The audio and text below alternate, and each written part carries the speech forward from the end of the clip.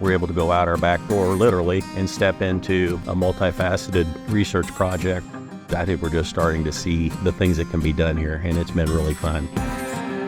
When you say agriculture, you say youth, you say rural America, they come to you, and they just pour out their heart and soul. Mike, good to be here. Thanks for inviting me out to the Ag Center. It's always great to come out here and see all the exciting things that are going on. Our building's still kind of evolving. There's a few things that we're working on here to try to get it completed. And it's a fun story because it really has kind of a grassroots beginning. Through some discussion with a high school or local high school ag teacher, it was suggested that there was a trust in place to support agriculture, youth, animal care in Pike County.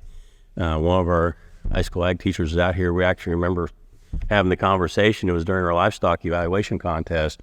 And she says, you ought to try to tap into the Gray Trust and tell them, and do some things out here. We talked about an expanded facility and a variety of other things. I made a pass through our administration and then also to the Orr Corporation, who is the multi-county group who established the research farm or helped to establish the original research farm and facility here. And that just kind of evolved over time. It took about 8 years to get to the point now where we moved in. So how and you've been with John Wood at here for how many years now, Mike? I'm starting my 23rd year. So what are some of the changes that you've seen, I would say, not just in the center, but in agriculture and agricultural education, how those two relate to each other and mirror each other over time? A lot has changed. I mean, just in the way that we offer classes. Even within the courses we offer, more hybrid or flex courses where, again, we spend maybe a little less time actually lecturing, but more time out in the field, but then providing access online to information that we provided in class or in a lab, which I think really enhances learning. I always joke, when I started here, maybe a third of the students had cell phones, I think now they all have two. And so you have to learn to manage that. Sometimes you can incorporate that into the classroom, but sometimes you have to work to keep them from being so incorporated into the classroom. But agriculture has evolved so much. We give the example in a class that I've taught that if you actually went back to biblical times and brought them to a farm, and if you brought them to a farm in the early 1900s, they probably would have recognized most of what was going on there in terms of the hand labor, the use of animals or oxen or, horses, mules, whatever.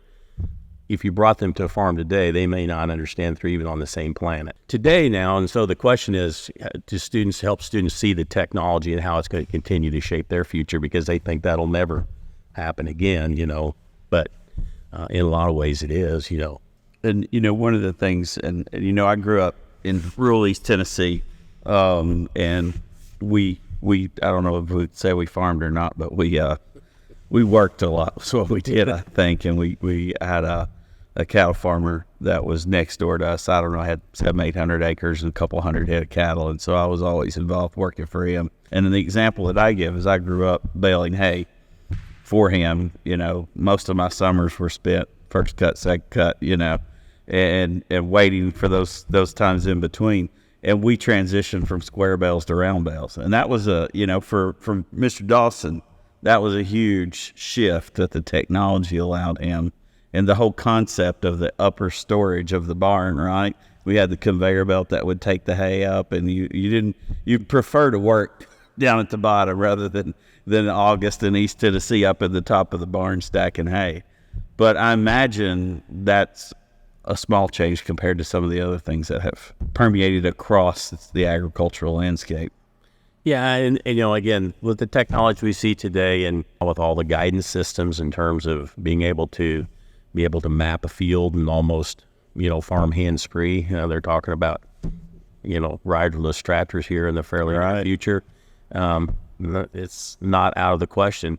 All those things, again, have allowed us to grow as an industry, and it has had a major impact on labor and where we use labor now as opposed to when we used to out of the hay mow, and now maybe understanding a lot of those guidance systems.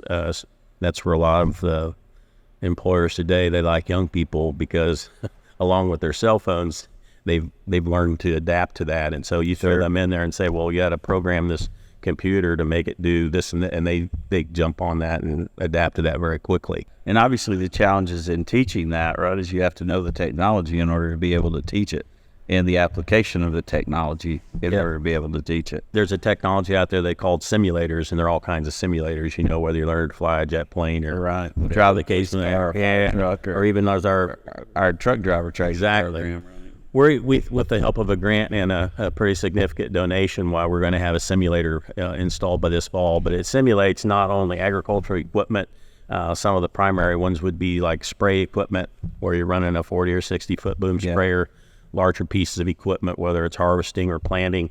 But this one also, depending on the software you purchase, can do things like forklifts and payloaders and other industrial type equipment, which are pretty commonplace on farms today.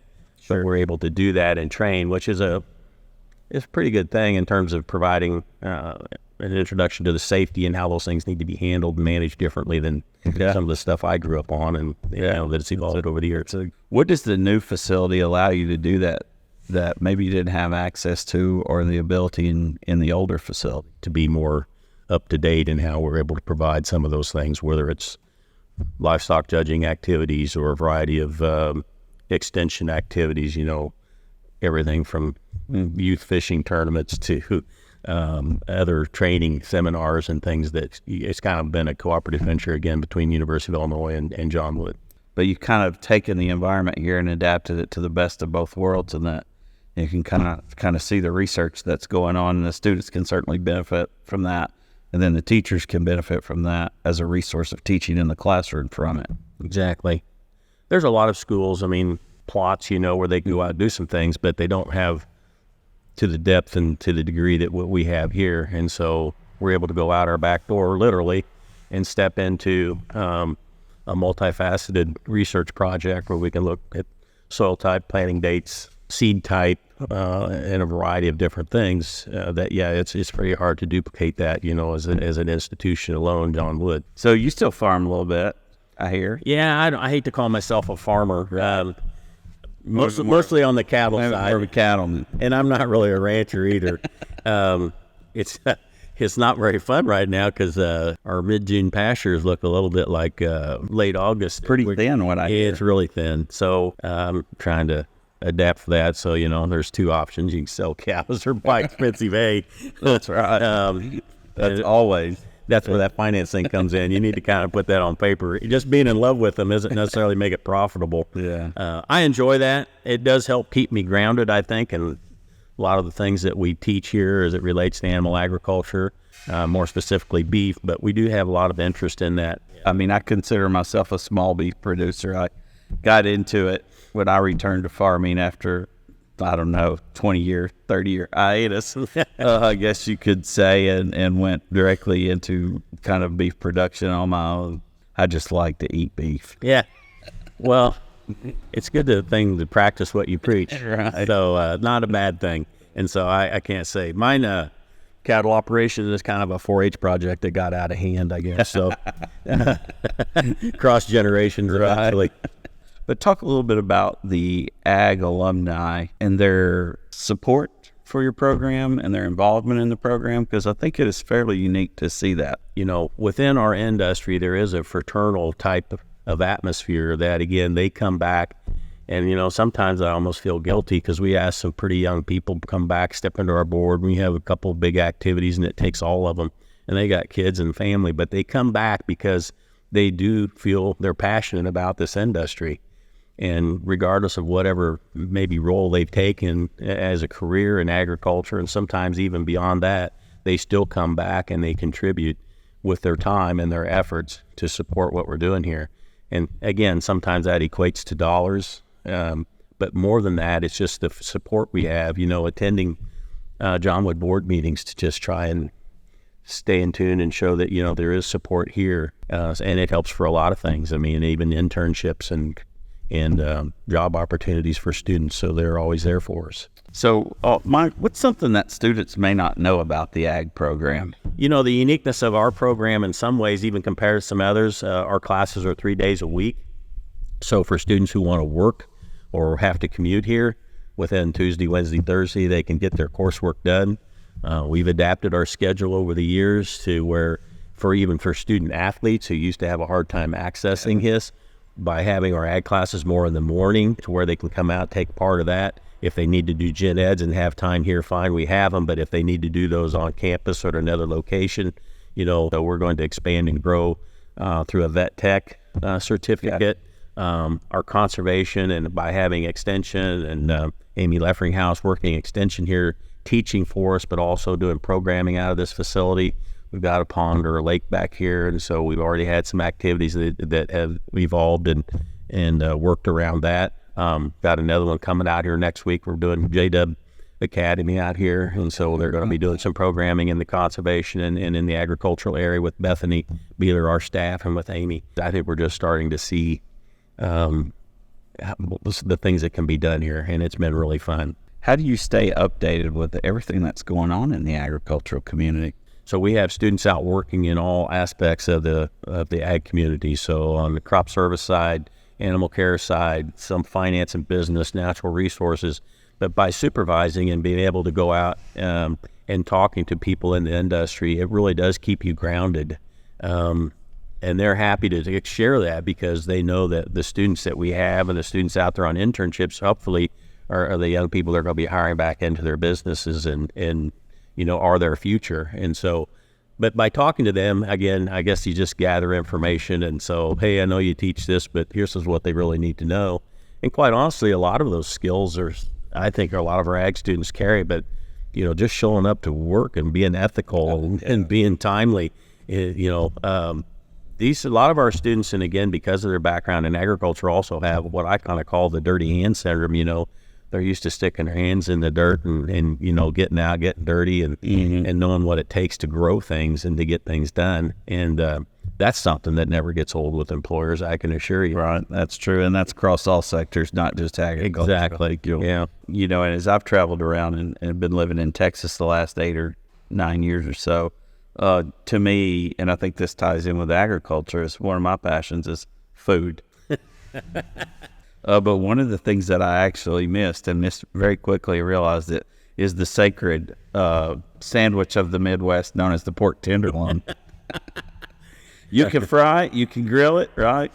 I tell you, we, as part of our program out here, we almost, our first few weeks, especially it seems like the first few months of school when it starts back, we're almost like a culinary school out here because our golf outing, we cook several hundred pork loin chops. We cook 600-700 for our judging contest there in September. We go in and do the back to school program. We even come in and cook for convocation, and everybody's demanding our pork loin recipe. So we're glad to promote our own product, and I think that's healthy. That is kind of what helps bring things full circle. You're out here trying to grow it properly, but if you're out there consuming your own goods, well, it probably speaks, a testament. You can look at me and see, you never want to trust a skinny cook. I hope that we've emphasized enough in here how the community has supported this. You can go in our lobby and look at our donor list and look at, what was done here to put together basically the $2.5 million private money that built this facility. And continues to outfit this facility in terms of gates and bleachers and chairs and, a piece of equipment to move stuff around in here. It's unbelievable, and again, speaks so highly of the agriculture industry, is that when you say agriculture, you say youth, you say rural America, they come to you, and they just pour out their heart and soul in terms of their efforts, and then in terms of financially, in terms of their dollars. Well, Mike, I've really enjoyed sitting down and talking with you today. I know that's something we've been able to do a few times since I've been here, and it's always a pleasure. And I always love to come out here to get out of the city. I've been living in a condo right now, and that's I'm gracious for the opportunity to do that, but that's not my style. So it's always good to come out here and see the countryside. Good. Well, that's why it's here, is to share this, and it's been really fun to see some of the things that have gone on so far. We appreciate your continued support and the college's continued support, and that comes from the top and through our board, and it's been a process to do what we've done here, but a good one, and we're just starting to reap the benefits, so we're really looking forward to the future.